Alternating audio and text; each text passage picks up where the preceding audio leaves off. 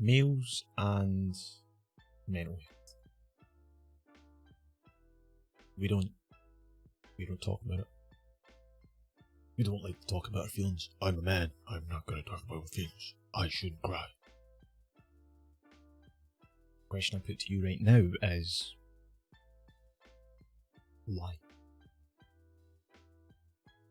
Why aren't you allowed to talk about your feelings? Why aren't you allowed to cry?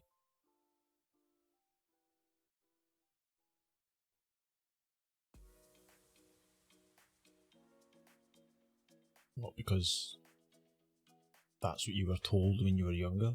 That's what society deems that you should be like. You should be the provider. You should be strong, brave, fearless, and be able to overcome everything, fix everything. No. No one's perfect. No one can do everything. A lot of people like to think they can, but they can't. You just can't. Sometimes you just break. It's inevitable. Everyone at any time in their entire life, male, female, whatever, will feel or suffer from some form of depression. And that's why I'm making this video, because I currently suffer from it, and I feel like speaking about it openly kind of gets rid of a stigma around about it in my way. And I want to be open about the fact that I really, really do want to help people that do suffer from depression, because I suffer from it. I know what you're going through. I might not be experiencing the same situation as you, but I'm willing to listen to your situation. I'm not going to judge you. I'm not going to tell anyone anything you ever tell me, if you ever do tell me, because it's your situation. I'm just here to listen. I'm just here to try and help if I can. And hopefully by telling you in this video the things that I've gone through and the things I'm going through, maybe I can help you a little bit.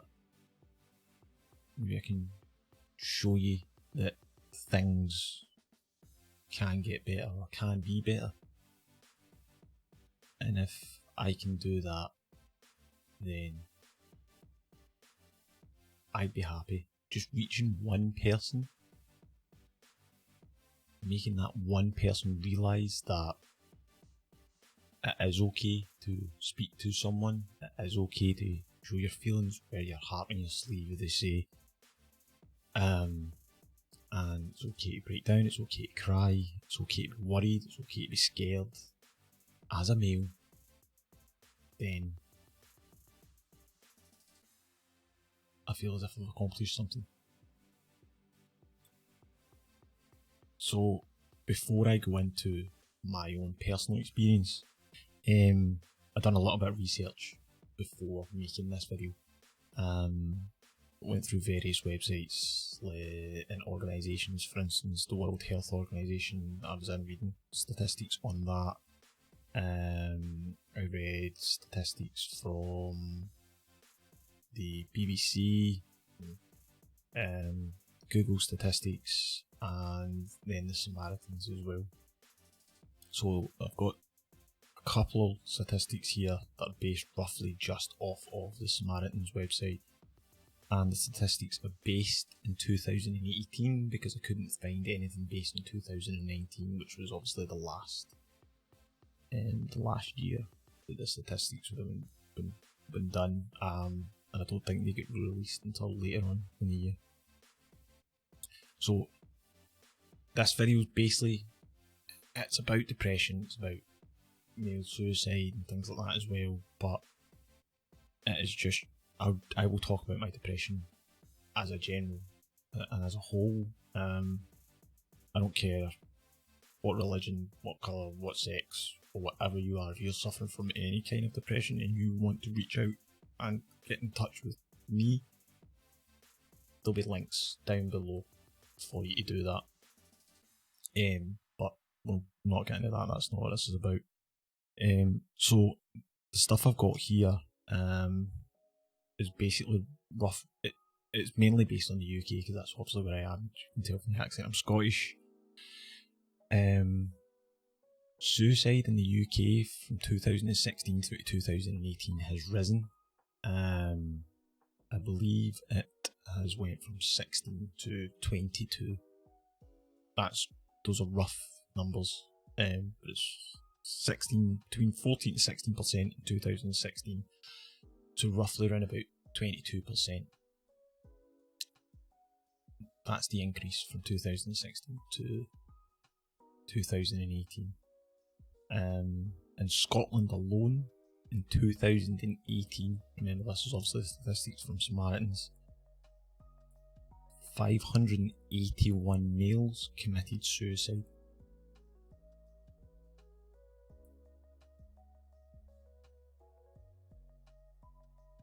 $581.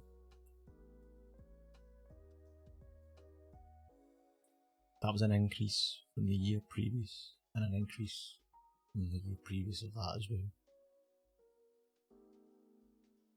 And from what I can see, and from what I'm reading and what I'm seeing, is it's not that it's not getting any better, and it is getting worse. There's a steady incline on both male and female in regards to the statistics, but males more so than female, because females are more likely to seek medical advice and speak to others in regards to what they're feeling and what they're going through, because there's this stigma around being a male where you can't show any form of vulnerability because you're male, which is a lie.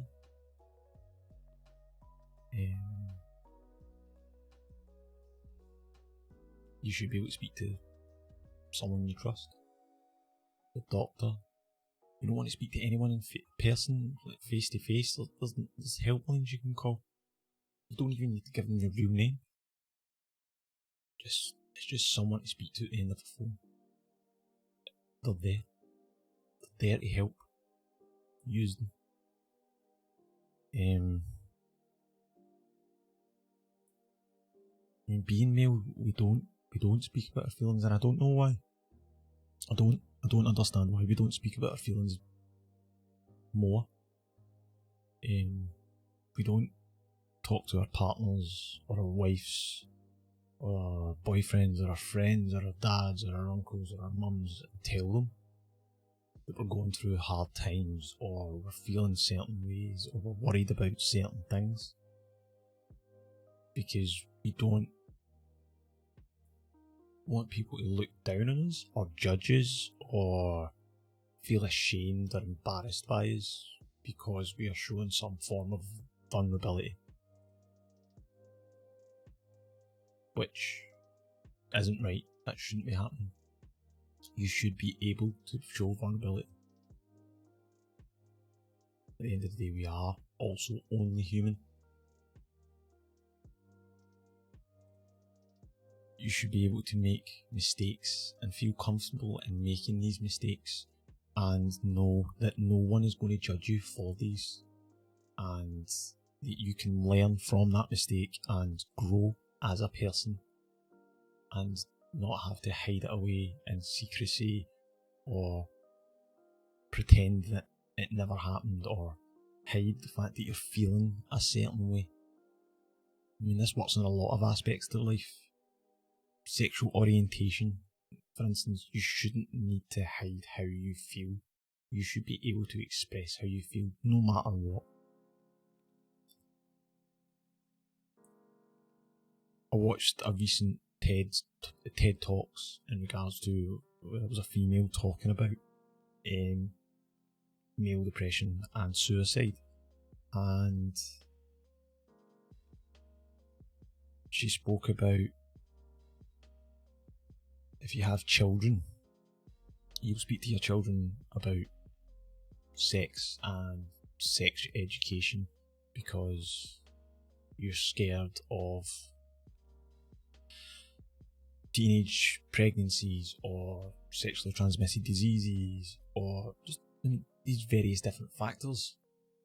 You're uncomfortable about speaking about these specific situations and these specific things, but we'll still do it. We still have a process where it's set up in schools to talk about these things with young kids, to teach them about these things, and in doing so, teenage pregnancy is dropped.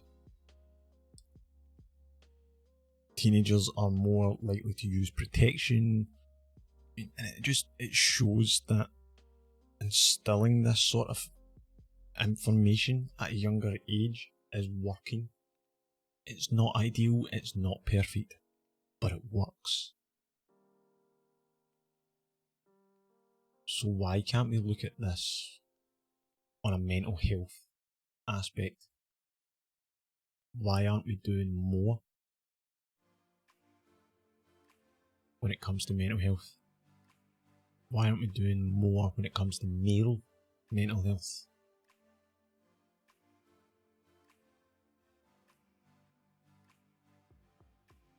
I don't understand that. I believe that we need to change the way things are happening. We need to look at it from a different outlook. Yes, there is campaigns out there that are designed to help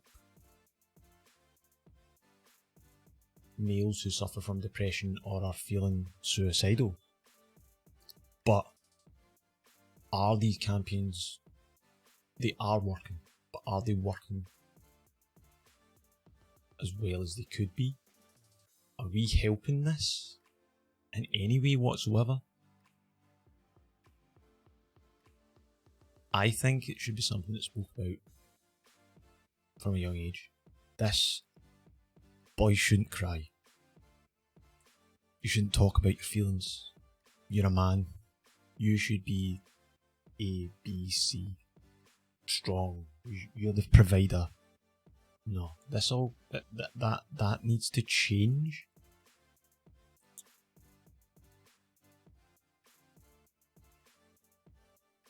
It needs to change. Like, the male doesn't need to be the provider for the family. We know that. We see that every single day. There's women out there providing more for their families than the males are. But I can guarantee you, the male, somewhere deep down, feels that little bit insignificant, because probably then, when they were younger, they were told they need to be the provider. And that's not right. We need to get rid of that. That sort of stuff needs to disappear. And being able to speak about your feelings needs to be instilled at an early age. Being able to show how you feel needs to be instilled at an early age. I was never one for being able to talk about how I felt. I was raised mainly by my mum.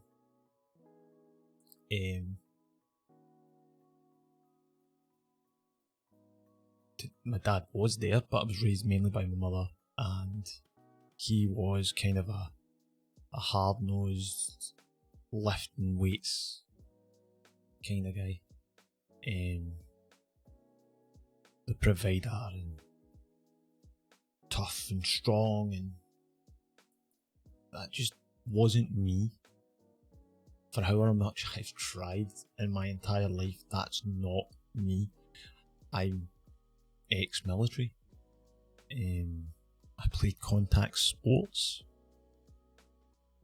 but at the end of the day, I'm not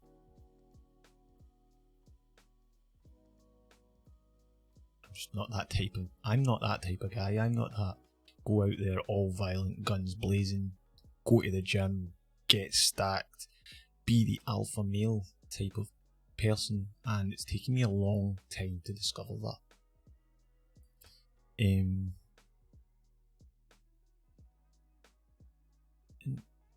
I'm okay with that.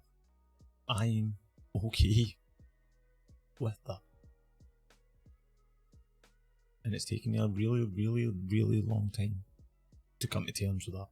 Come to terms with I'm okay with the type of person I am. I've made lots of mistakes in my life. Lots. And yeah, a lot of them were probably because I was told that I had to be a specific way. I had to act a certain way. When I didn't. And that kind of all really came to a head for me roughly about probably like 10 months ago, where I started suffering from severe depression. It'd probably been going on a lot longer than that, but that's when it really, really came to a head. I was sleeping quite a lot. I'd wake up in the morning and say I woke up at 9 AM. By about 10 AM I'd want to go back to bed, go to sleep. 16-hour days sleeping. I had no emotional connection to anyone or anything. If my son was crying, I'd just be like, well, he's crying. What do you want me to do about it? I knew inside that I should be feeling a certain way in regards to this situation, but I didn't feel that connection, or I wasn't connected in any way to anyone. It wasn't just my son. I felt no emotional connection to anyone whatsoever. I was getting angry all the time, and it's just started having suicidal thoughts. Like, what's the point? Why am I here? Doubt anyone's going to miss me. No one talks to me anyway. I'm useless. These were all genuine thoughts that I was having. I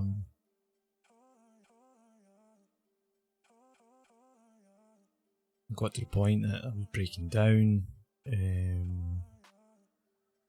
I was crying randomly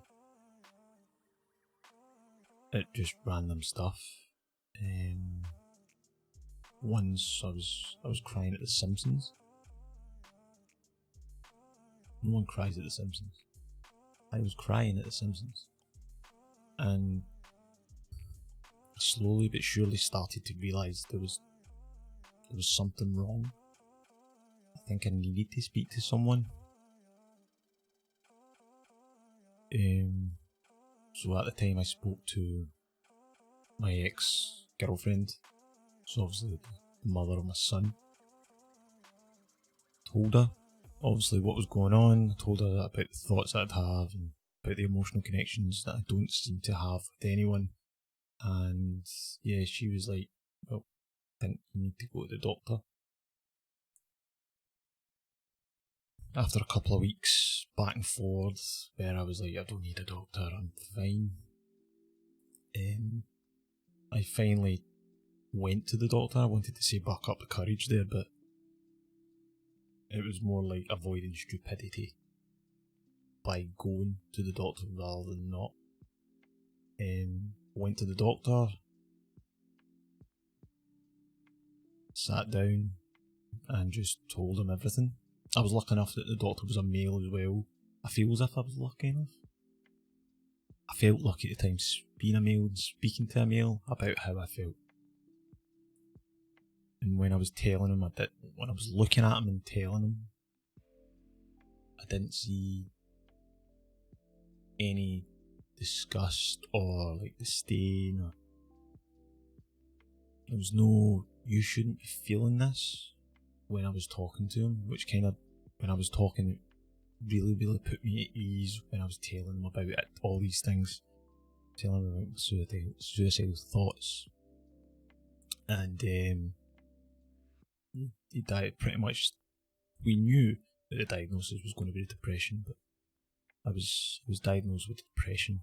Then and then, I was given 3 options. It was 1, continue the way I'm going. 2, seek help through counselling, which would have taken anywhere between 3 to 6 months for me to get my initial appointment, or 3, use antidepressants. I felt at the time that antidepressants were the best option for me. They're not always the best option for everyone, but for me, they were the best option. Because I felt as if I was spiralling massively out of control. So yeah, I was given my first course of antidepressants, and then over the course of 6 months they were changed in strength and type until we finally found ones that are now working. I'm not cured. I still have my days where I'm down. I'm not down, way down, where I was, but I still have down days. And I've found people that I can talk to about it. I've got a friend who regularly checks in on me, either every 2-3 days to almost every day, to see how I am. And I know if I was to tell them about a situation, they would listen to me. So that's where I am right now. And the only reason I'm making this video is because I thought it would be informative to tell people this is what I'm going through, this is what I've experienced, this is what I do, and that you're not alone. You need to understand that. You need to understand if you feel like you're suffering depression, or you've got any of the symptoms that I have or I had, then you probably do need to speak to someone, whether it be over the telephone, or if it needs to be your dad, your mum, your sister, your uncle, your brother, your cousin. Just find someone you trust, a friend, and say, look, I need to talk to you. I don't want you to judge. I just want you to sit there and listen. I need to tell you how I'm feeling. Everyone's got that one person that you know will be able to do that. If you're going through this situation, find that person and say, look, I need to talk, and I just need you to listen. And just talk. Just tell them how you're feeling. Tell them what you're thinking about. Tell them your fears. If you need to break down and cry, break down and cry. Fuck it. Who cares if you're crying? Like, who cares? No one. Or no one should. And if they do, come on. If you're watching this and you know someone that is maybe going through this, then you might need to be the person that approaches them. Say, look, I think you might be going through something. How are you? How are you doing? And don't just be like, alright man, how are you doing? You need to mean it. You need to be, how are you doing? Is there anything you want to talk about? Anything you're going through right now you want to talk about? Because I'm just going to listen. And you need to be open-minded. You can't judge. You just need to be able to listen.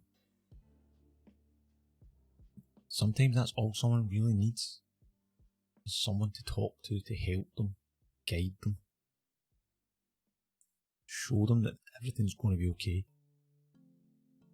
Because the statistic of 581 men dying from suicide, which was probably through depression, in 2018, only in Scotland, is too high. It's far too high. Far too high. And look, if you're watching this and don't have anyone to talk to, you can always reach out to me. I'll link stuff in the bottom of the page. I'm going to put numbers down for you to phone various different charity organisations you can speak to over the phone.